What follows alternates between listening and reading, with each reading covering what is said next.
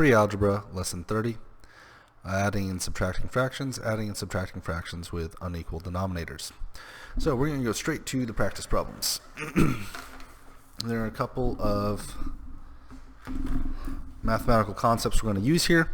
One is the concept of multiplying by 1, which is any number times 1 is itself. For example, 5 times 1 is 5, 7 times 1 is 7, etc. So we know that whenever we're adding or subtracting fractions, we have to have the same denominator or a common denominator. And we'll notice that in all of these problems, none of the denominators are the same. So we cannot add or subtract them, right?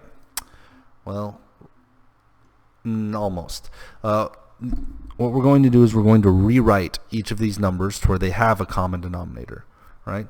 Now, in order to rewrite them properly, I have to make sure that I'm writing the exact same number, even though it looks differently. To do that, I'm going to multiply by the number 1, because any number times 1 is equal to itself.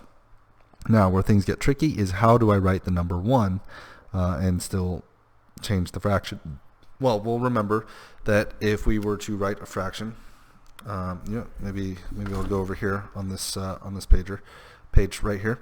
If I were to write 8 over 8 as a fraction, that fraction would be equal to the number 1, right?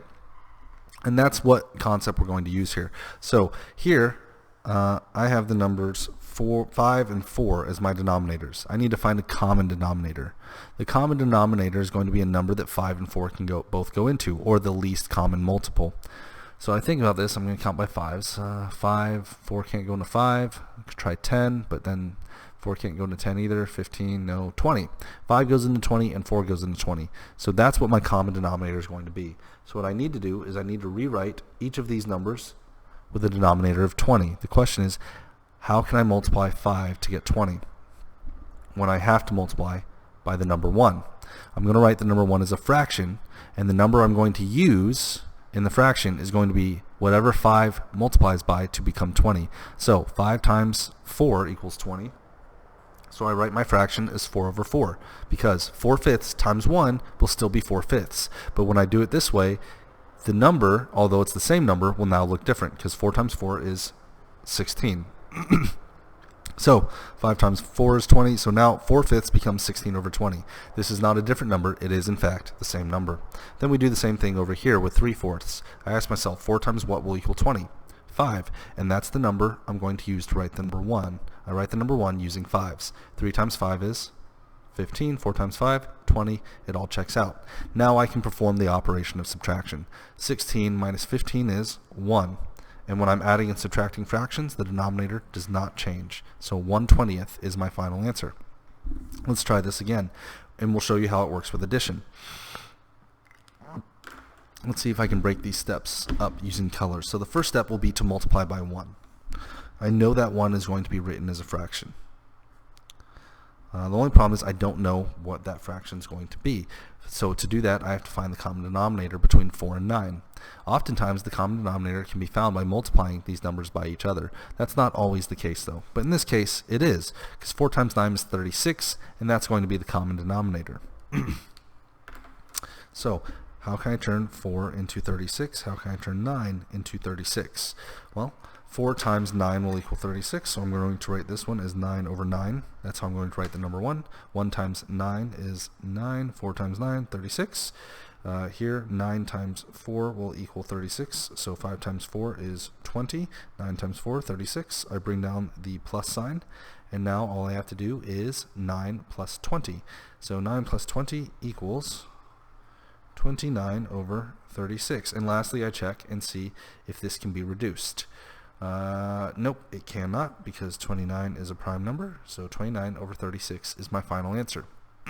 Now, if you made it through this far and you think, I've got a good handle on this, I don't need to watch anymore, hold on for one more example, because then we're going to have problems like this, where we have plus and minus, and we have more than one fraction. So the way we deal with these is we just do the first bit one at a time, right? So since this one starts with addition, I'm going to add first. Then once I've added those, then I'll find a common denominator again. So we just break the problem into 2 separate operations. I look at 2 and 3, and I see the common denominator is going to be 6. So how can I rewrite these with a fraction of 6? Well, 3 times 2 over 2, and then we'll do 2 times 3 over 3. Okay? When I multiply, 5 times 2 is 10, 3 times 2 gives me the 6. And then here, 1 times 3 is 3, 2 times 3 is 6. That 6 is rather poor. There we go. So now I've got 10 sixths and 3 sixths, and this is a plus sign.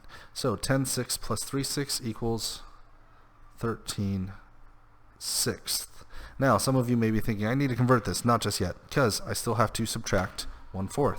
So I'll bring that down, minus 1/4. Now I have to find what the common denominator is between 4 and 6. Some of you may be tempted to multiply 4 and 6, but if you count by sixes, you'll see that 4 is divisible into 12, and 6 is also divisible into 12. So my common denominator for this pair is going to be 12. So then I ask myself, 6 times what equals 12? Well, 6 times 2.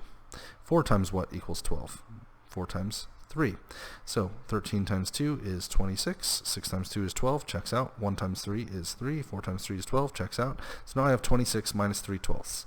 26 minus 3 gives me 23 twelfths. Now some of you are thinking, okay, now I got to convert into a mixed number. That's not true. On these problems, your book is totally okay with improper fractions for your final answer. Alright, well, I was going to do one more example, but it seems like we're already 6 or 7 minutes into this video, so we're going to go ahead and stop here. If you have any questions, let me know on the school's website, and I'll see you in the next video.